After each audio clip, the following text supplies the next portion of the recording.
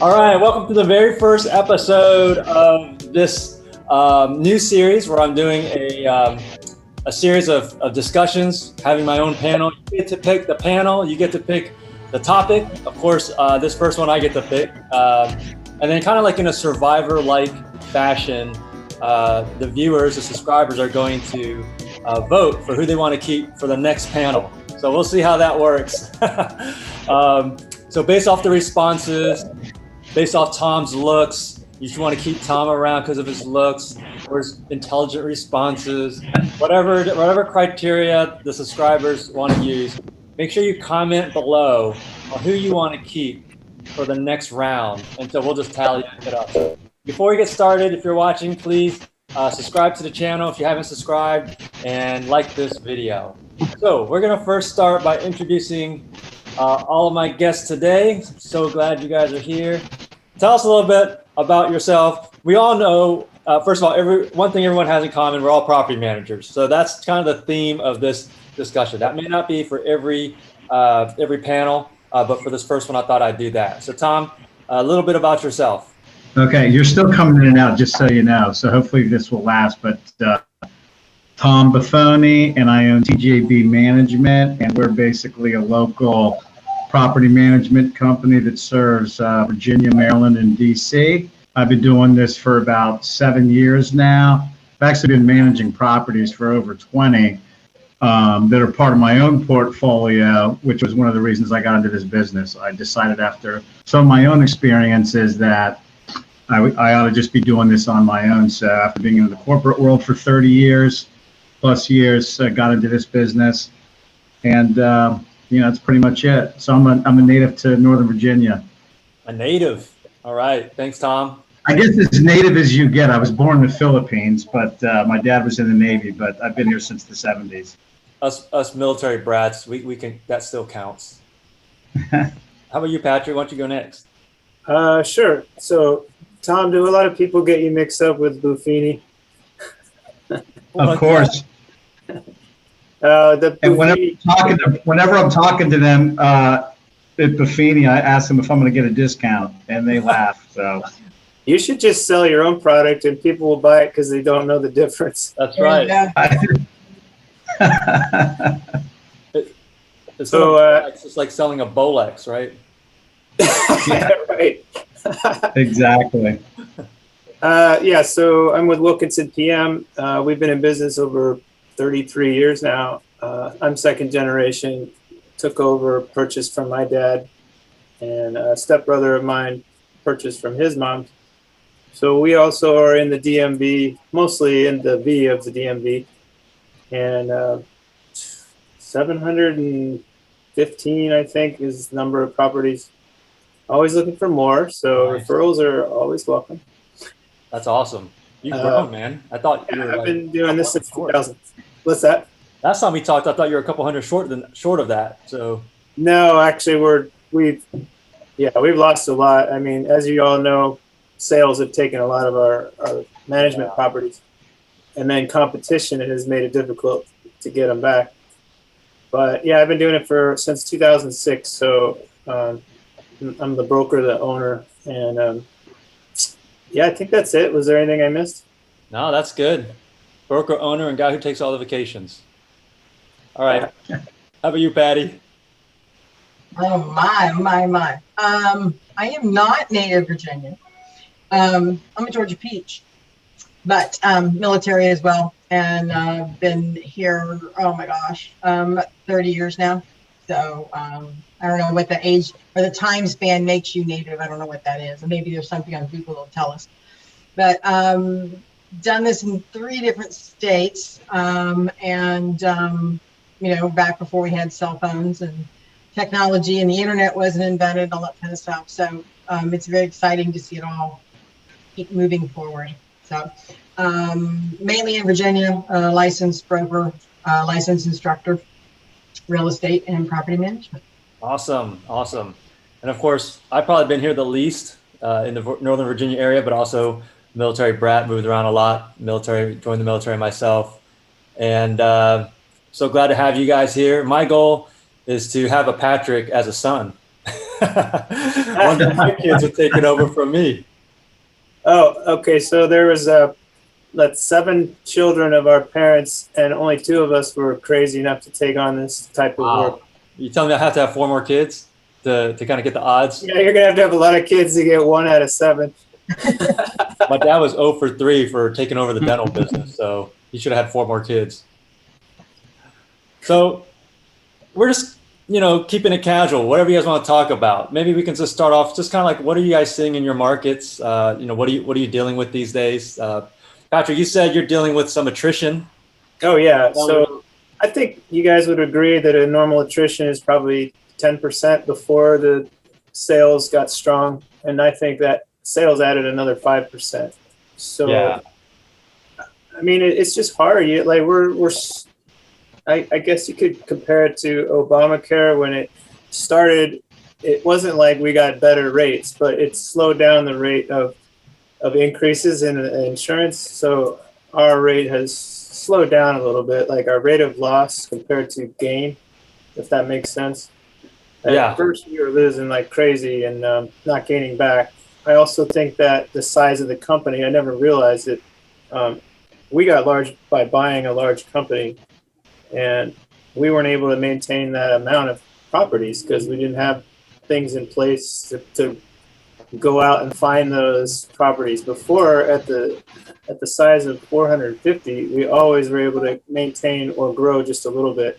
But when we moved to 900, that was a whole different ballgame. So that's what we took. I remember you telling me it was pretty stressful. It was horribly stressful. I'm never going to buy somebody else's company again.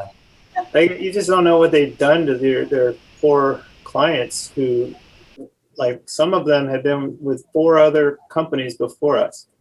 So they were just screaming mad. Anything that went wrong, they were just, it was bad. And I don't blame them. That's just how it is. How about you, Tom?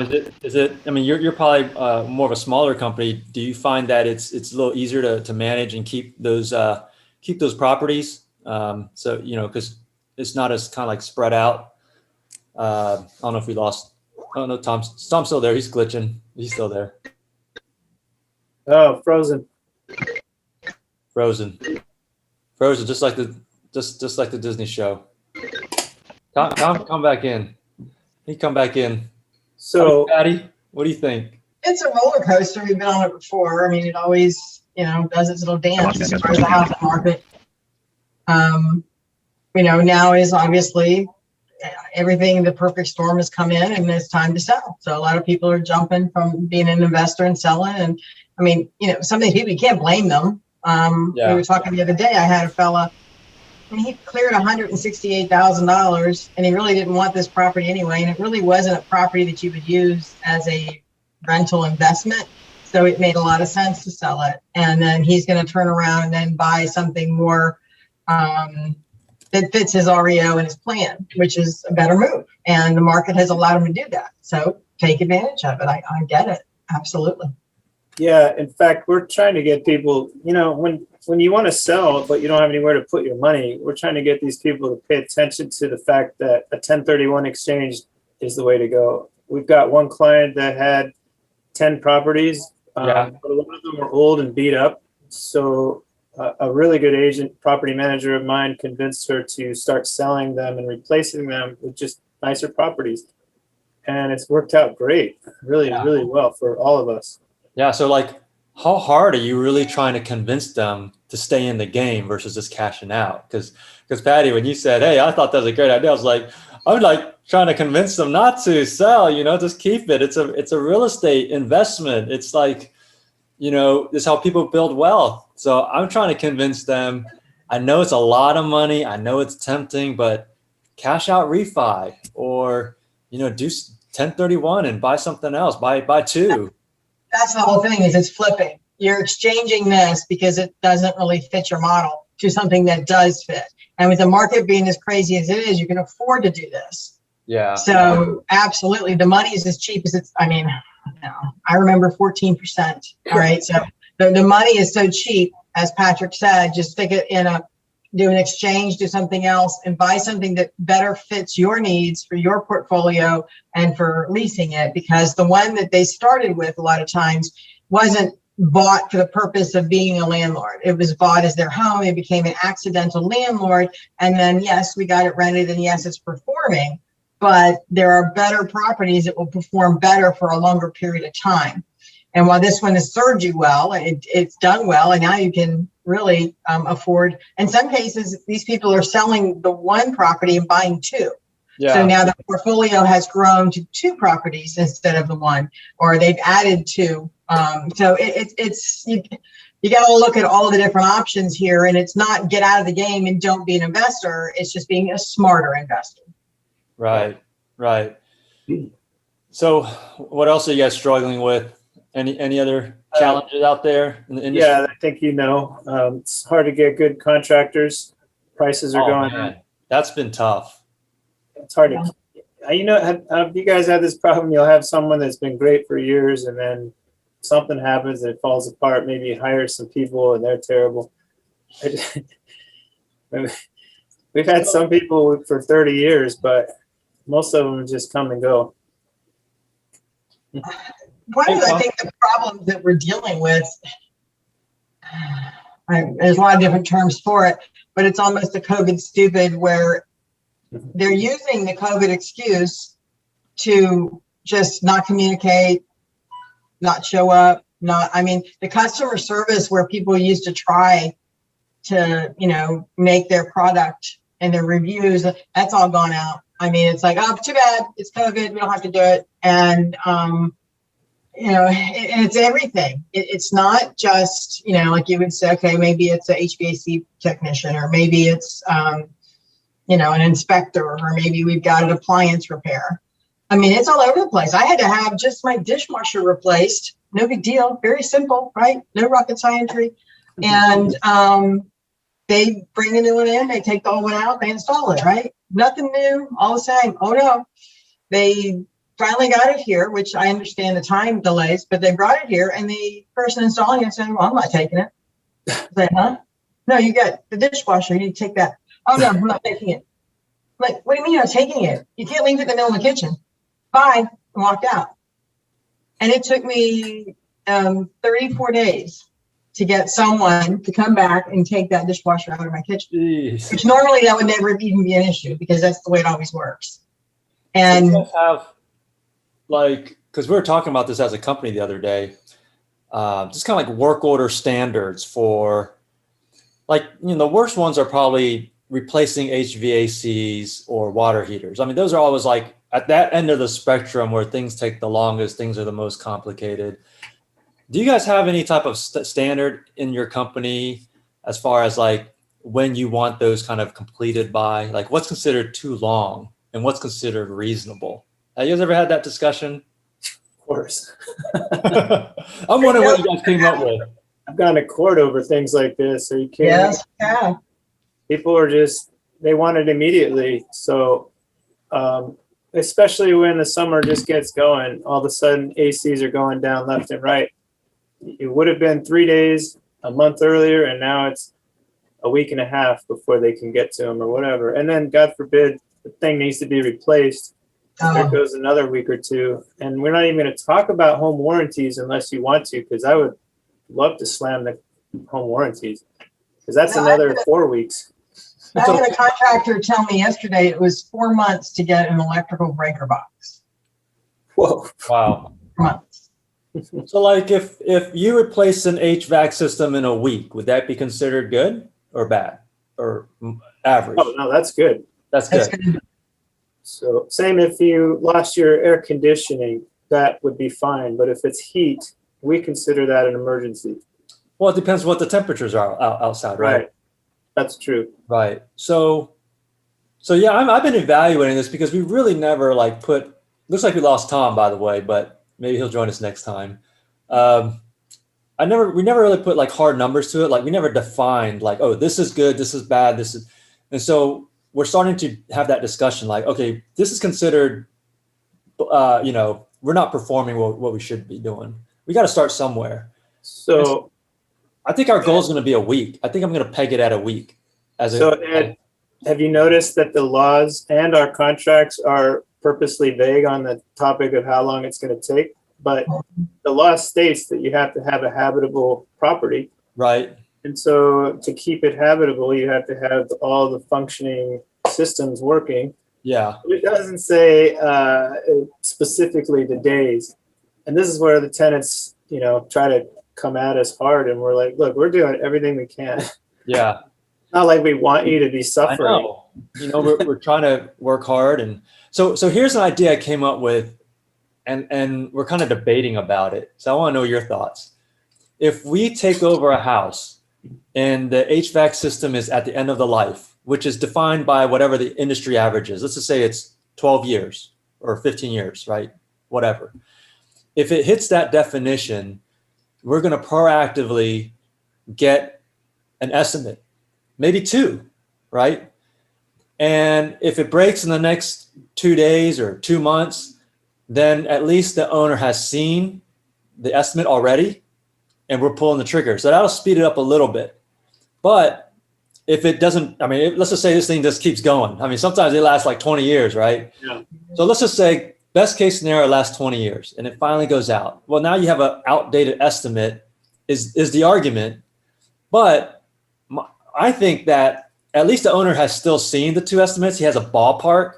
He can still say, hey, I'll approve this one within a plus or minus 10% delta. And so that way, when it breaks in 5 years, we can say, oh, look, the owner's seen this 5 years ago. He pre-approved it. It's within 10%. Let's check with that company if they're still in business and say, hey, look, you quoted this. What's the new price? Oh, it's within 10%. Go ahead and do it.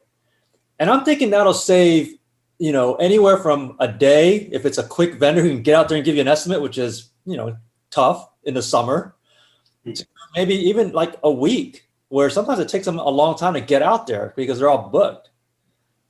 I'm weighing the pros and cons of that because obviously there's a lot of busy work to get that. You know what I mean? Yeah. And the argument is that, oh, well, if it doesn't get replaced for 5 years, you're kind of doing the work all over again in a way. I don't know. What do you guys think? I think you have strong vendors, which, as Patrick has said, sometimes you can have a vendor you've had for 30 years and all of a sudden they disappear on you, or, I don't know. But I think, I'm an old record, but I go back to communication and expectations. So I don't think it hurts at all in your newsletters to toss it out to all your owners saying, you know what, it's fall. It's a good time to have the HVAC checked. Please note that the average standard one lasts this long. So you can look at your records to see what yours is. And the replacement cost is around this number. And as long as you're a little, vague with that, they're seeing this over and over. So when it hits, which is going to eventually, they've at least had these newsletters to add to additional, it's a cover that you're constantly touching it, just like the hot water tanks, the appliances.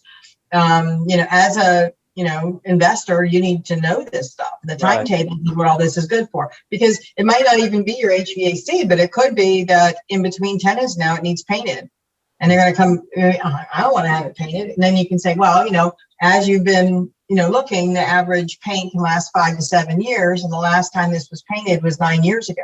So I think a fresh coat of paint, we want to protect that investment. And this is something that, goes into it, or the carpet, or, or whatever it might be. But the constant kind of reminding them of these things is going to help you do when it comes down to it, not hurt. I agree. Yeah. Preventive maintenance is what we advertise to our potential clients. So the more you can do, the better. Yeah. That service plan is a good idea. I was thinking about that as a compromise, like instead of creating all this work in the beginning, yet at the same time, the other end of the spectrum is just kind of reacting instead of doing it preventatively.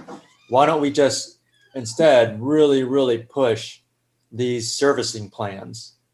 And I was thinking about talking to the guy that I pay $50,000+ a year, who's doing all my HVAC replacements, and say, hey, look, you got a lot of business.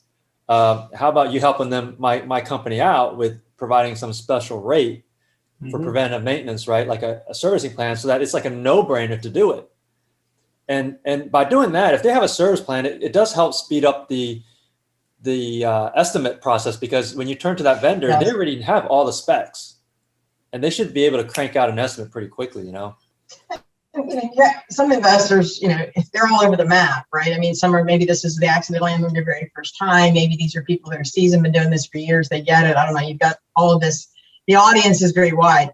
But, you know, when something happens, nobody likes to hear the news, but not telling them isn't going to make the news better. And, you know, I said, look, it's just like your car, right? I mean, sometimes the car needs to go in to have a, you know, transmission flush. Or maybe you got to go buy new tires. Do you want to buy new tires? No, but it has to happen. So it's no different. And this is what you should be expecting, that things are going to happen along the road. Yeah. Well, what else? What else are you guys challenged with? I think other than the HVAC stuff and just trying to cut down the time from work order creation to work order completion. That's something we're working on now. But one of the things that we kind of talked about on the side, one of the things that we, as a company, we're working on to try to make more efficient and take out some of the friction was the whole things to do with like locks and rekeying and all that. And I know we kind of talked about it offline, so I wanted to bring it up kind of as one of our last topics is, you know, what are you guys doing in that area? You know, because in this state, see, we're licensed in Texas. It's requirement you have to get it rekeyed. And that's just another vendor to coordinate, another invoice to pay, you know, just more stuff to do. So what we started to do is take our cues from the vacation rental market and convert all of our locks to smart locks so that they don't need to be rekeyed, because we're only giving out algorithmic codes that we can just change remotely if we need to. And so we cut out that expense for owners. We cut out that work order coordination for our service team. We cut out any, hey, I got locked out of my house issues. So we're kind of in maybe 30% transition mode. Like we've got that about 30%. In the meanwhile, though, we're using combo lockboxes, which I know, Patrick, you're not a big fan of. They're not allowed here. So tell me your thoughts on that. You say like, it's actually, we're actually not allowed to use those? All right, Patty, you could probably tell me where that law is, or if it's just a code of ethics or NVAR issue, but I know we're not allowed to use combo boxes. Correct. It's, well, in the listing paperwork, it says you're using electronic lock boxes, and your E&O insurance will not cover you on a combo box. Yeah, I got to look into that. As far as like the whole code of ethics and all that, like we do tell our owners what we do. Like we do tell owners, this is what we use, this is how we market. We do self showings. We tell them all that. So there's no surprises there. Well, you'd be safer with a self showing lockbox than you would be with a combo. Yeah. So It's easy to break into. And I've seen it happen. It wasn't me. There was a house on the market. The agent had a combo box on it. There was a sign up. It was vacant. And they even had on sign vacant. Okay, well, so, hey, I think I could use some new appliances. So somebody went in, they broke into the combo box. Well, the neighbors didn't think anything about it because there's people coming in and out. And, you know, they're thinking they're the realtor and they're showing the house. They unloaded all the appliances. They took some light fixtures, etc., and off they went. So now who's going to pay for all these new appliances and all this stuff? And then it became. Let me cover that. I know that's a rhetorical question, but since we're on the combo box, lockbox, remember you guys saw my email about what do you do when you need to get into a box? Well, we use the drill method, and those boxes are pretty darn solid. We got the thing open. In fact, I can show you. How long did it take you? Well, I was going to do it myself so that nobody got hurt, but then I left and my employees did it. I don't know how long it took him, but here's the remainders. They never got this part open. The door never came open, but they got the keys out. Yeah. It's, sorry, you can't see. I kind of see it. It's just, yeah, I mean, these things are solid. So you're safe with that. Yeah, I mean, I get that those lock boxes are going to be more secure, but you know, my argument is if somebody had an intent within 5 minutes and the right tools, it doesn't matter what you got.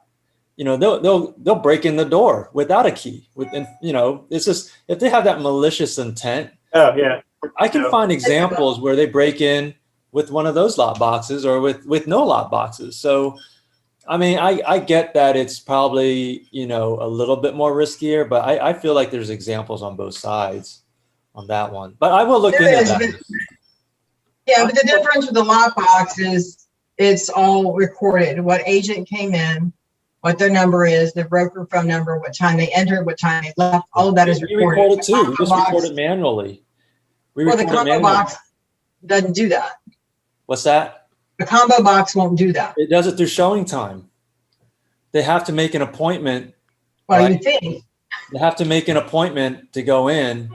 It doesn't mean they actually were there, though. Plus, they can share that code, or they could come back another time, or their client could see code in. I could make an appointment today for 1 o'clock, and then maybe I had a no-show. All right. And then let's say something happened to the house. Meanwhile, Patrick already had the code. And he knew it was vacant. So maybe he had an appointment yesterday, didn't go. So he went ahead and went today. Yeah. So you cannot keep that exact time frame of who opened that door at that moment is not there. Yeah. It's based on an appointment or a reservation, and that can get canceled or changed. Yeah. I mean, as long as it's not illegal. And that's what I know. That's what you're saying is there's some ethic issues. I mean, I'll look into that. I have looked into it in the past. Things change, but for me, it's a risk I'm willing to take. We've been doing this for years, and I know other companies that do this too, and we haven't had any issues. And in a way, I'm trusting the real estate licensed community. And then when someone does a self showing, we get a copy of their driver's license. So we do take some precautions to lower the risk. My hope is that we just quickly transition to these smart locks and we can just kind of get rid of these over the years. You have the 1-day code with the boxes as well. So I don't know. I mean, if it's all about, liability and again, communication expectations. So if you're going to change the listing agreement and you're going to tell these owners and you're not just going to use a lockbox, and as long as you had, I'm an attorney, but I would imagine if you had something disclosed on that listing paperwork that you're not using a lockbox, just like you can click, you're not doing a sign. Right. So I think you'd have to have something there where they've signed it and they understand what you're doing.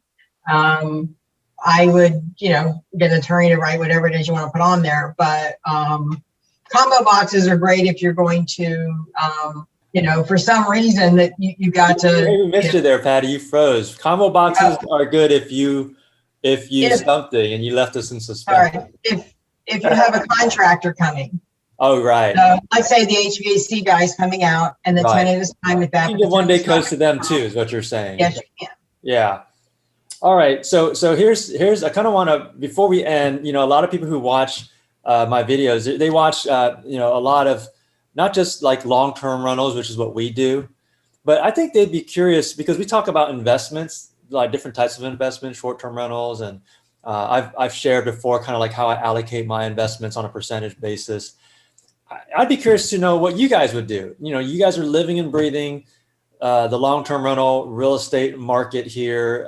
You manage, so many properties or have a part in that. So if someone gave you $100,000 tomorrow, how would you allocate that? That's the question. I'm curious to know. I can't have it today. What's that? I can't have the money today. Oh, you can have it today. I have to wait till tomorrow. Tomorrow, does it change? So yeah. Who wants to go first? $100,000. I'll go first. I love these questions. As an investor myself, we know that 25% down is what you're going to need for a loan. So now I can afford $400,000. We also know that you're going to, on a loan, you're going to have a tough time to have positive cash flow, which means that you're getting more rent than you're paying out in expenses. And this is a good plug to your audience. I actually know that in my area, my demographic's so large, and I think maybe you guys is too going west, but there are more affordable places out west or out down south or in Southern Maryland where you can have positive cash flow. So if you're really good with it, you could take that money, you can maybe buy 2 properties further away from the city. And what that's what I would do. Take $50,000 and turn it. I'm sorry? Where do you think you'd be buying then? with that? Well, So you're telling me you'll put it in real estate. Is that what you're telling me? Oh, I thought this was all real estate questions. No, I mean, like 100,000, you can invest in anything. Oh yeah, Bitcoin. No, just kidding. No, I would definitely do real estate. I recommend it to everybody. Stocks are an important part of your portfolio, but we're about to do a nice roller coaster with stocks. Actually, it's been a roller coaster. It's going up and up. Yeah. It could crash at any moment. Now, your house could be wiped out with a tornado, but it's less likely than having a stock market crash. So real estate is my number one investment. And then the stock market. All right. I don't know why you laughed at Bitcoin, but no, I have some Bitcoin. I made money on it. I'm stoked. I got in at the right moment and made a few bucks off of it. So for you right now, you'd be putting it all in real estate. 100,000? Yeah, that's not even enough. All right, fair. Patty, how about you? What would you do? You're asking real estate people, so yeah, real estate. And if you were ever wondering if it would ever pay off, well, look what the market we're in now. Mm-hmm. Right. With all that real estate, if you would be owning at this point, you'd be making out, right? Yeah, and housing is a basic function of all humans. So maybe you don't need a car in some metropolitan areas, but you got to live somewhere. Yeah. Yeah, and leveraging that 75% mortgage. I mean, now you're getting money for free almost. And then, of course, you got to hire a professional to take care of your asset because you, as an investor, don't know anything about management. That's where we come in. If I had 100,000, that's the way I'm looking at it. Is I feel like real estate's too high for me right now, and I'm a property manager. I feel like the stocks are too high. The only thing I feel like is worth there's value. The asset class is cryptocurrency. Like, I mean, it just went up a little bit, but it was like 1750, for Ethereum, and Bitcoin was around 30,000. Those are good prices, in my opinion. Yeah. So that's where I would be putting my $100,000. Is I'd be putting it in crypto right now. I think for real estate, it's too high, and I'm already at like 45-50% of my net worth, which is, I don't like to go past 50%. Yeah. And crypto, I'm just kind of new at it. I have very little. Yeah. So that's just my thoughts on that. No, that's actually interesting because during the pandemic, one of my employees got into, she got a newsletter. She's like, just like we tell people to go to the professional, she found someone to give advice on stock and crypto. And she shared that with me, and I just got into it a little bit, and dang, it just blew up. Yeah, I wish I would have started a year ago. Yeah, this was a year ago, and of course, you wish. I could have done a lot more had I known what was going to happen. We're still early, man. This is not even penetrated like the majority of people. Like most people look at me crazy when I tell them they're like, "What is that?" Well, I think most people don't know. Even the ones creating it really don't know. Dogecoin was a joke, but it still made a lot of money. So here's what's going on. Me and my nephew and my father, we created our own little tiny investment club. And we're just like, we put money into stuff that is another joke coin, but it's at 0.00005 cents. Hoping it'll blow up. If it blew up to like Doge did, I mean, you'd be a millionaire with just hardly any money in. So we're hedging that against if it blows up. Well, so we're buying the joke ones or the ones that are a slim chance, knowing the money could be gone, but then we have ones that are good. Right. So like a whole bunch of good coins out there or good tokens or whatever. And if you have someone giving you good advice, that's a smart move. So I'm with you on that. Looking at besides Bitcoin, what are some of the altcoins you're looking at? Off the top of my head, I bought BAT, which is basic attention. Yeah, I know that one. Chainlink, Ethereum. Chainlink, yeah. So Litecoin, I got that one. Cardano, things like that. These are all recommended. Yeah. I wanted to pick up Cardano at $1.07. Exactly.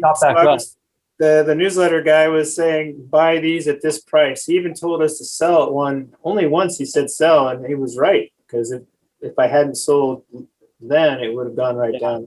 So you missed our little crypto discussion, Patty. So with my $100,000, I would be putting in cryptocurrency right now. Because I feel like the stock market's too high, real estate's too high. So that was my option. So I guess I'm the black sheep here. Hey, Wall Street bets. What's that? Wall Street bets. You could be one of those guys. No, I got some AMC at a little early. I didn't put enough in, but. Oh, I mean, we can just make this all settled. We're just going to go in a rocket to space. 100 grand first property. I want to ask Patty. What do you think of cryptocurrency? Is it like a foreign language, or do you actually invest? Like, where are you on the spectrum? I'm with you. Huh? Absolutely. You got some? Yep. Oh, Good. man. Go Patty. All of us have been. I mean, I've got a chunk of money in it just to see what happens. You got to hedge yourself. And then I sold my profits. So right now I'm riding on free money, basically. Yeah, riding on the profits. Well, that was a cool little side discussion there. So, hey, guys, I'm going to end the meeting, but this has been really awesome. From a technical perspective, it could have been better. That's on me. We'll like rent a bunker and have like plug-in high-speed internet, but it's really hard to do that. I mean, sometimes these things come up. What's that? It's all about editing. Yeah. There you go. Any last words, Patrick? Buy the Zoom instead of getting the free version. Oh man, you called me out. How about you, Patty? Last word? Don't sweat the small stuff. There's so many little problems and people get all upset. And some stuff you gotta let it just roll off the back. Because that's right. All right. Well, a dishwasher for a month, too bad. It's not the biggest problem in the world. There are bigger There you ones. go. comment below who you want to see in the next interview. Who do you want to keep? And then what topics do you want to see discussed? So I hope you like this. I don't really have a name for this kind of series yet, but if you guys can think of a cool name, comment below also. Patty and Patrick, P&P, thanks again for being here. We got a nice, cool little trio going. And until the next video, this is your favorite homeboy, signing out. Yeah.